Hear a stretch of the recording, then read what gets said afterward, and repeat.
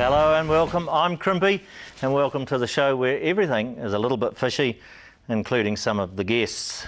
The fishing paper each month keeps you up to date with what's hot and what's not, and whose rod has a bend in it. But first tonight on the show we have a little man who battles it out with big kingies. I mix it up with the iconic Blue Cod, and Fish and Game have some big surprises for those who are going to the Take a Kid Fishing Day here in Christchurch next weekend.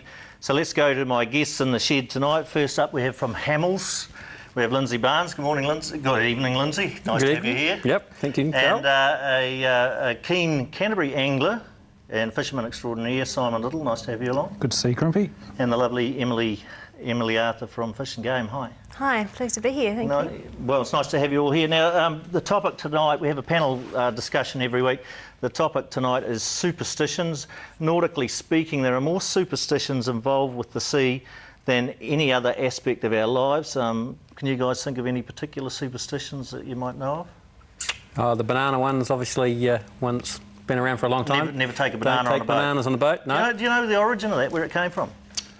No, I don't, I must admit. But It's quite mixed. There's several ideas where it came from. Some people think that it came from the early trading days when they transported bananas on boats, and bananas gave off an ethane gas, or methane gas, ethane when they were ripening, and it made everything else spoil, and of course also caused some ships to catch fire. Simon, have you got any...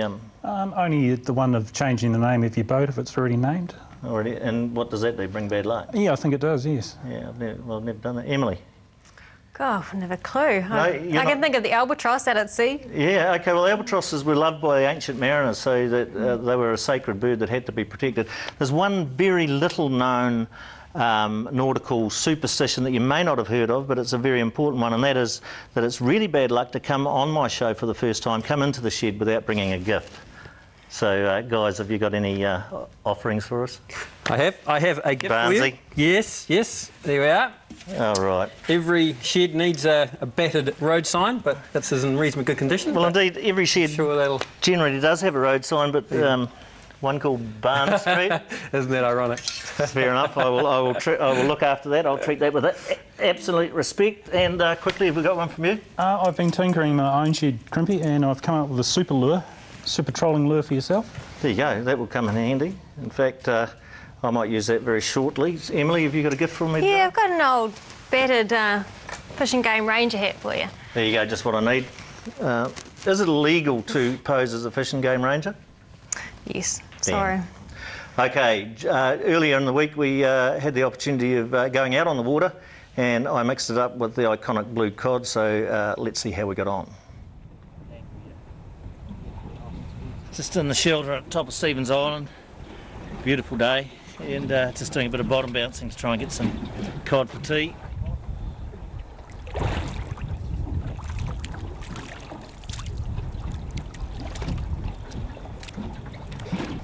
And it picked up these sea perch, otherwise known as wonky gonks, knock-knock fish, scarpies, you name it. They've got more names than any other species, but surprisingly they're actually beautiful eating. Now look at this, I took them on this wee pink shrimpy thing, okay, imitating a underwater crustacean, and lo and behold, look what he's been eating on. Some form of krill or crustacean, like a long shrimp. Nice blue cod, double hooked. Stevens Island blue cod. Caught on these. Little Lacanus, Shimano Lacanus. Pretty devastating on lots of blue cod and snapper, especially in this area. So I think I've got a reasonable one here. There's nothing better than a little bit of fresh blue cod for tea. And I'll tell you what, I always get into trouble if I go home empty-handed after a day at Stevens. So that's not a bad bluey. He's destined for the pot. Notice when you catch these, they're devils on flasher rigs. They love the flasher rigs, but have a look at what he's done to these. They come in and they attack the flasher rig, and then they go into like a death roll like an alligator. And they just make mincemeat of your lines if you don't get them off the bottom quick enough. But that's all right. Poetic justice, he's destined for the pot.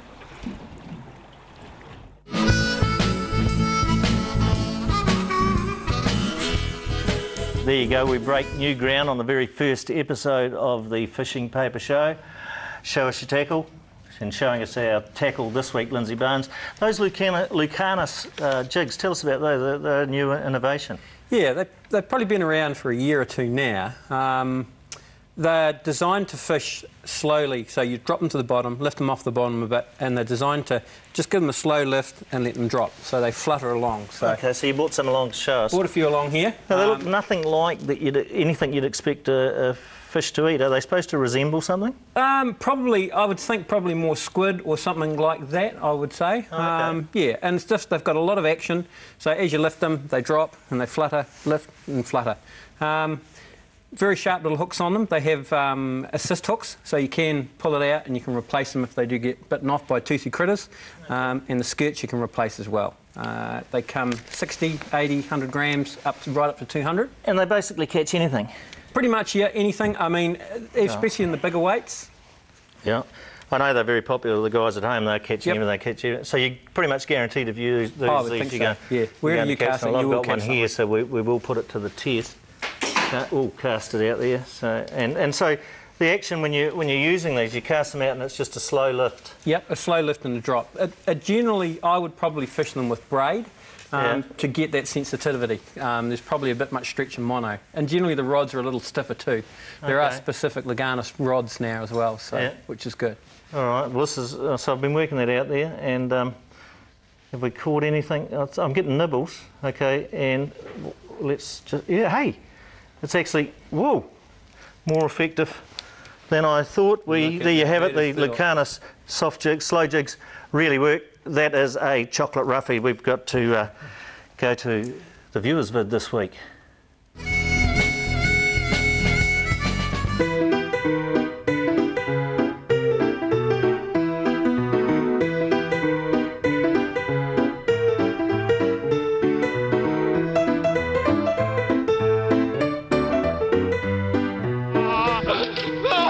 Lost your hat. Oh, he got off!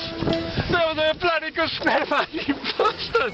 Send us your viewers' vids to PO Box 9001 Annesbrook, Nelson, or email us a YouTube link to crimpy@extra.co.nz.